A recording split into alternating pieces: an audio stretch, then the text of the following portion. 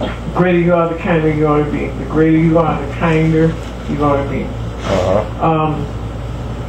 Well, thank God again for the words come from Bishop Benjamin. Coming today from Luke 22, 24 through 26.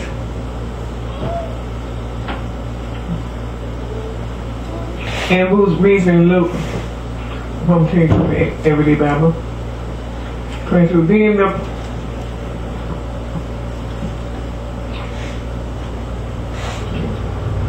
the apostles also began to argue about which one of them was the most important. But Jesus said to them, the kings of the non-Jewish people rule over them, and those who have authority over them, over others, like to be called friends of the people. Finish this verse, but you must not be like that. Instead, the greatest among you should be like the youngest, and the leader should be like the servant. So here in Luke 22nd chapter, he was having an argument about who was the greatest. The apostles began to do this, to argue. But the question was asked, who is the greatest in the kingdom of God, God's kingdom? And he said, the least of you is the greatest. The least, in other words, the youngest person is the greatest. And I know it's a little different in King James Version, but it's letting us know that the one that is the most, has the most humility, like a child, like has personality like a child, expect more of a child than I guess or even an adult with that. But that one is the greatest. You should be like the youngest, he said, the youngest, and the leader should be like the servant. So anybody who's going to lead, in order to lead well, you have to serve well. Any good leader will tell you, in order to lead well, you have to serve well. So some people want to be great, but they don't want to serve nobody. The greatest one is the one who serves. I've been to churches sometimes, and sometimes you see different ones with different titles, but they're the one that's doing the serving, to make the serving food. But it's always going around asking people, are they comfortable? Is something they need? Is there anything I can do for you? So that's that one that maybe somebody will overlook. That one that's showing hospitality. It's trying to make concern about other people. And in order to be a great leader, you have to be kind. Some people, they feel like if they lead somebody, they should like boss them around and talk mean and not be gentle and kind to people. But a leader should be a servant, one who serves and is kind. Who is more important? Prince of verse, who is more important? The one sitting at the table or the one serving? This is the question. Who is more important? The one sitting at the table or the one serving? You think the one of the table, you think the one at the table is more important. But I am like a servant. I am like a servant among you. So he's saying the one at the table is the one that people would think is the one that's more important.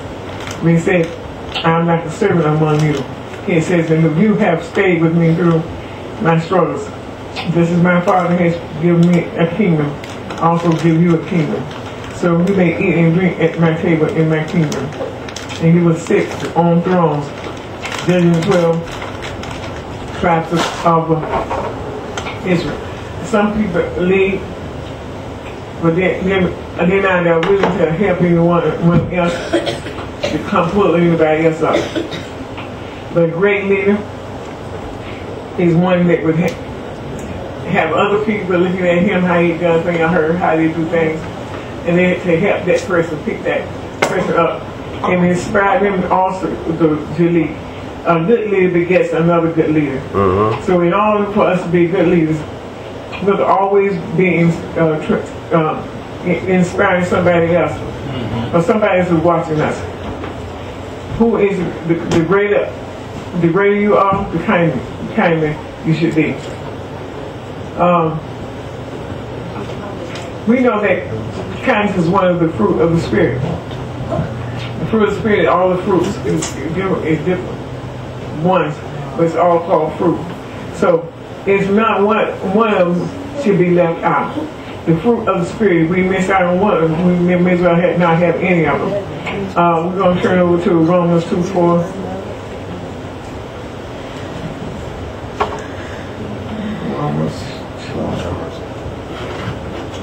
There's some people that's not kind at all. You wonder how they get in a leadership position.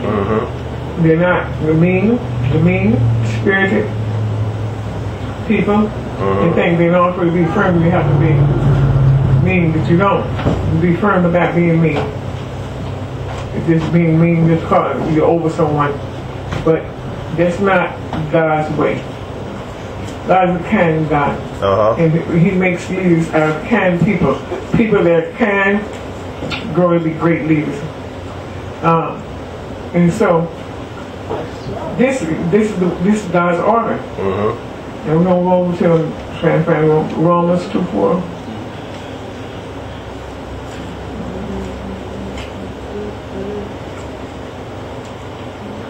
Paul talking to the Romans church.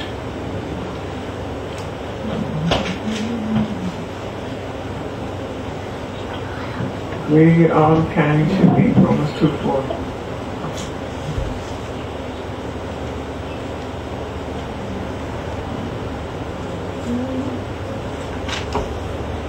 Okay, Romans 2:4. Everyday Bible. He has been. Let's see. You judge those who do wrong. You judge those who do wrong. I'm starting from 3rd verse. You judge those who do wrong, but you wrong yourselves. But you do wrong yourselves. Do you think you will be able to escape the judgment of God?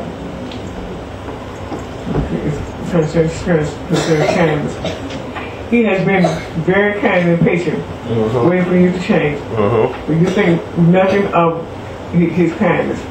Perhaps you do not understand that God is kind to you, so you will change your heart and lives. Paul told to the Roman church, and so he's saying that Paul was saying to them, God's been very kind and patient to them, and waiting for people to change. God's kindness is kindness of God. The Bible says that leads men to repentance. God is over everybody. He's a kind God, and it's hard for Him to lose patience with people. He's so kind. He just continues to be kind to us. But it says that, but you think nothing of His kindness. All people should feel like, well, God's been very kind to me, and He didn't have to be. People know themselves. They know things they've done, and I know things I've done. And when I know that God is a patient God. But it says here, Paul says, perhaps you do not understand that God is kind to you, so you will change your hearts and lives. That's why He's kind to people. They lead them into repentance. That's what this is talking about. But you are stubborn and refuse to change. So you are making your own punishment even greater on the day He shows you His anger. People make their own punishment greater. Sometimes when different things come to town, and when I was young, I saw this a lot. They would have different revivals and different things would come to town, and a lot of people, they jam in the church to get them. And as long as that revival, or the person who was over the revival is preaching, it seems to change so many people that made us want to be so nice and kind and good, and turn their lives over to God. But as soon as that revival is in and that person's gone back to their hometown, they're right back to the same old. But here's the thing, the revival don't supposed to, make people kind. They should be kind before the revival. But when an anointed man or woman of God comes to town and it changes that individual, now they want to be kind and nice just while it's going on. And then when it's over with, they're right back to their stubborn ways.